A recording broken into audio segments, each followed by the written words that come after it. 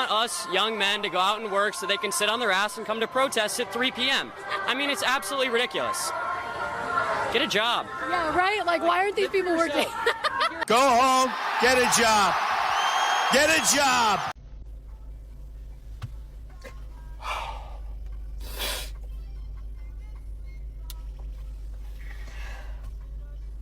Y'all,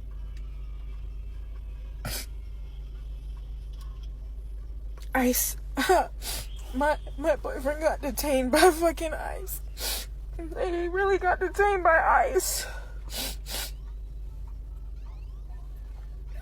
Like, I was asking myself, like, what is the catch to, like, find somebody who you love like this? And then finally be happy, bro. And he literally got fucking detained by ICE. And I've been out here with his mom all day at the facility, bro.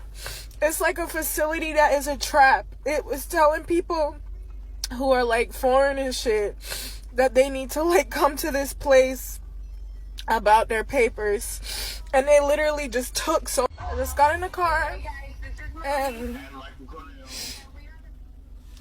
that song was playing. Don't worry about a thing. As soon as I turn the car on. So I'm gonna take that as a sign. Y'all, like, I'm not okay, bro. Like, I'm really, really, really not okay. The old bait and switch. But the real bait and switch is how the Democrats told people they should come here and start families while also failing to mention that it was illegal for them to do so and at any moment they could be separated from their families. To be honest though, I can understand from a masculine perspective because I have a family, and if I thought that I could provide them better opportunities by coming to America, I would probably do it too. But I would also understand that it's illegal, and if I get caught, there are consequences. Congratulations, you played yourself. Mass deportations have begun. The only ones that should be deported are the white people because no white people actually belong in this country. So where are you going? Got him. Hey, this is a message to all those who are protesting. As a Mexican American or a Chicano, whatever, myself, the way you guys are protesting is not right. Burning the American flag, stealing a cop car, like that, all that shit, that's all extra, bro. That's actually, you're actually making yourself look bad, making everybody look bad, making so-called the raza, or what you're fighting for, the cause, bad, bro. That shit is embarrassing, bro. Like, mejor like stay home and shit, that shit, bro. Like, honestly, like, you just, it's doing too much, bro. Like, that's not the right way, bro. I'm for the protest, but do it the right way.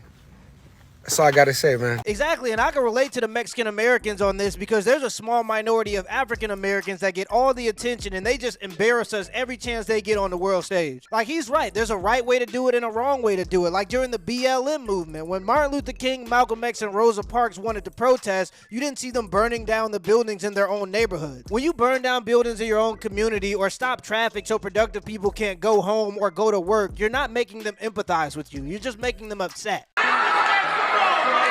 No, this ain't Mexico. It used to be Mexico, motherfucker, and now it's Phoenix, goddammit.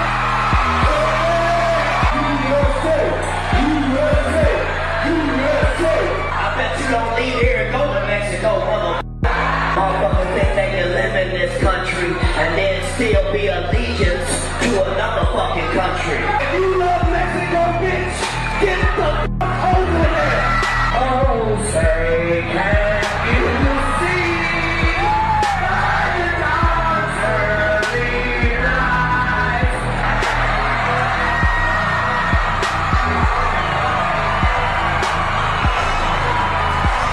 How many illegal immigrants being deported by the new administration would you find objectionable? Mr. Melnick, I'll ask you, 1 million? I think 1 million would be a disaster. 2 million? I think that is enough that would have severe negative ramifications. I'm not reading what Trump intends to do. I'm reading exactly what President Barack Obama did. Yeah. So you said President Obama was immoral and inappropriate to deport those 1 million people. Is that what I heard you say? There were many people that were deported yes, under his administration that should not have been. Yes. Look, I would really appreciate it to say, if you would go out on social media and say that the President Obama did a horrible disservice to to those people he deported. And he's as wrong-minded as every other Republican who said we've got to secure the border, deport people. Because you can't have one being okay and the other one not being okay. Now, look, I got my criticisms of Donald Trump, just like I got my criticisms of every other president. But it's obvious to me, even as a black American, that the media is just trying to use these deportation incidents as a way to try to make Donald Trump look racist. The only problem is Obama deported more people than Donald Trump, so the criticisms don't stick and they just seem contradictory. This is called a prime minister shuffle. And that's called a prime minister shuffle because it looks good, but it doesn't do anything.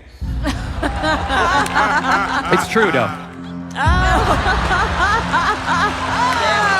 Being fat, it just comes with a lot more than making the choice to overeat or not exercise. Isn't fatness something that you can control? Being fat isn't a choice. A lot of different factors play a role in someone being fat and fatness has a spectrum. And as you know, an African American woman myself, I understand that race comes with its own challenges and its own set of rules and things, and what that we have to take into consideration, and it's not just an easy comparison. But being fat, it just comes with a lot more than making the choice to overeat or not exercise, and I think those are ingrained into the societal bias that I'm trying to fight. Baby, you know that's not how this works. No, that's not how this works. Being black isn't a choice, but being so obese that you can't wipe your own butt is definitely a choice. Almost nothing is guaranteed in life, but being fat is such a choice that if you make the right choices, you're guaranteed to lose weight. It's okay to be fat, but it's not okay to stay fat. And it's definitely not okay to promote it as something that's positive. Get your fat ass up and go out here and run. Lose the weight, bitch. Hey, Dad. Do an impression of Joe Biden explaining the plot to Star Wars. So there's a galaxy parked on the side of the a long time ago, back when I was working full time at anyway, I was the head of the embassy. It doesn't matter. Far away, there was galaxy and there were robots. The robots, they were not the droids you were looking for. Yeah, at this point, we just need to let that man enjoy the rest of his life. It was damn near elderly abuse how they was dressing him up, making him travel all over the world to convince us that he was negotiating foreign trade when he could hardly even tie his own shoes. We pay the government to work on behalf of the American people, and for 4 years straight, they lied to us about the President of the United States' mental capabilities. That's something that we should remember. Taco Bell has stricter requirements for you to be a cashier than the American government have for somebody to be the President of the United States. That's a problem. I guess the other one might be I sleep a lot, but it's because I have narcolepsy. So I love have an that. excuse. Not exactly your choice, is it? No, I get that. I'm chronically ill in multiple fashions, so I feel that for sure. Step 1 when going on a date. Talk about all your diagnoses, real or fake. Step 2, shave your beard. Obviously, someone forgot to do step 2. Yeah, most of this stuff is just self-diagnosed virtue signaling nonsense to make it seem like you're a part of some struggling class. If you call yourself chronically mentally ill, what do you call the guy that's in front of Subway doing this? Yeah, that's what real mental illness looks like, but what can you expect when we gave these kids anti-anxiety tools like fidget spinners as toys? Oh no, don't come too close to me. No, you're coming too close. Don't shove me, dickhead. No, don't come too close. Don't come too close. Don't shove me, dickhead. Police! Do not shove me. Anyone. Hang on. Yeah, there it is. Get back. Get back. Stand back down. Stand back. He's filming us. No. I'm just trying to stop him filming us. Listen. You saw him shove me. You were walking towards him. Merely, if he saw him shove me twice. he has pushed. You all saw him shove me twice. You all saw him shove me twice. This is disingenuous. Well, please, your stick's too scary to me. Please. Please. Please don't put a stick near me. It's not. Look, he's still filming us now. It's a free country, madam. Madam? Is it madam? It's a free country, madam, I think. Please don't put the stick near me. I get PTSD about big sticks. I've had violent incidents in the past. Please don't. Please don't. So have we. Anyway, thank God for the police in this country to protect us from angry left-wing demonstrators. Oh, please, the stick, not the stick again. You're a very big woman. I'm very sorry. You are. No, I'm not. I'm 6'5", bro. All the best, lefties. All the best. I hope you get to change the law that women can have penors or whatever it is you're looking for.